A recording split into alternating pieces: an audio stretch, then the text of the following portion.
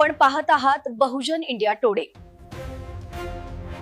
बहुजन India news today मध्ये आपलं स्वागत आहे। आता जाणून घेऊया ताज्या घडामोडी। ग्रामपंचायत हिंगणी बुद्रुक गावंडगाव खुर्द येथे कर वसुलीत मोठा घोळ असल्याचा ग्रामपंचायत सदस्य दिनेश अघडते यांचा आरोप।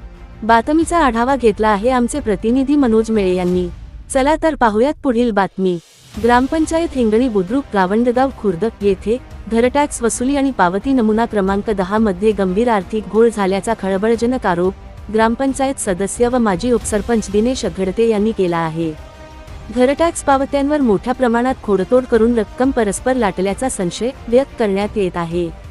प्राप्त माहितीनुसार 3 ते 4 महिने कॅशबुकमध्ये कोणतीही नोंद सुद्धा केल्या जात नाही। पावती तसेच ग्रामपंचायत नोंदवही व कॅशबुक यामध्ये मोठी तफावत आढळून आली आहे। विशेष म्हणजे 30 मे 2023 रोजी कर वसुलीचा ठराव मंजूर झाला असतानाही प्रत्यक्षात ग्रामपंचायत शिपाई कर वसुली करत असल्याचा गंभीर आरोप ग्रामपंचायत सदस्य व माजी उपसरपंच दिनेश अघडते यांनी केला आहे। ग्रामपंचायत सदस्य दिनेश अघडते यांनी सांगितले आहे की घर टॅक्स पावतीचे पैसे ग्रामपंचायतीत जमा न होता परस्पर वाटण्यात आले आहे। याबाबत त्यांनी गटविकास अधिकारी व जिल्हा परिषद कार्यकारी अधिकारी यांच्याकडे लेखी तक्रार दाखल केली होती।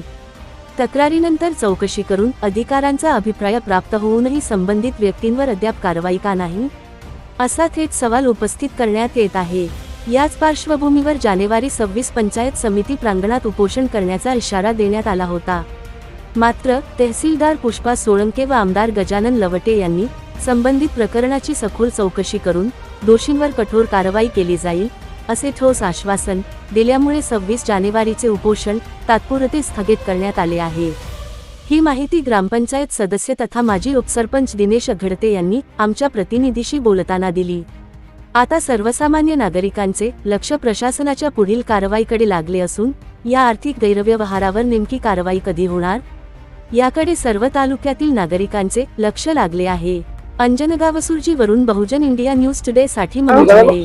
माझ्यासोबत आहे दिनेश भाऊ अघडते, हिंगणी गावंडगाव बुद्रुक या ठिकाणचे ते उपसरपंच आहेत, माजी उपसरपंच आणि विद्यमान सदस्य आहेत। ते उद्या उपोषणाला बसणार होते। उद्या 26 जानेवारी त्या अनुषंगाने त्याची चौकशी लावा आणि चौकशी लागलेली होती, परंतु त्यांची आता काय नेमकं त्याची भूमिका काय आहे, उद्या उपोषणाला बसतात किंवा नाही, आणि तहसील मॅडम त्यांचं बोलणं झालं आहे, नेमकं काय आपण ती भूमिका मांडणार आहे? माझं म्हणणं असं आहे की 2019 पासून आजपर्यंत घर टॅक्सीच्या पावत्या कर्मचाऱ्यांनी दिलेल्या आहेत आणि ओरिजिनल पावत्या असं कार्यालयीन पावत्या आहेत, त्याच्यावर तारीख टाकलेली आहे। गिरायकाला देताना कर धारकाला देताना पावती त्याच्यावर तारीख नाही आहे आणि 2-2, 3-3 महिन्यांना घर टॅक्सी वेळानं भरलेलं आहे।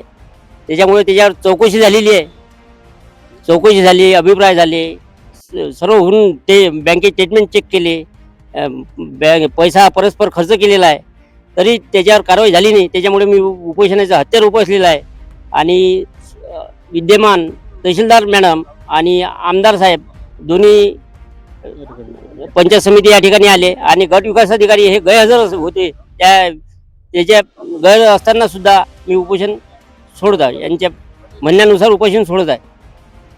माझ्यासोबत होते दिनेश भाऊ अघडते, माजी उपसरपंच आणि विद्यमान सदस्य।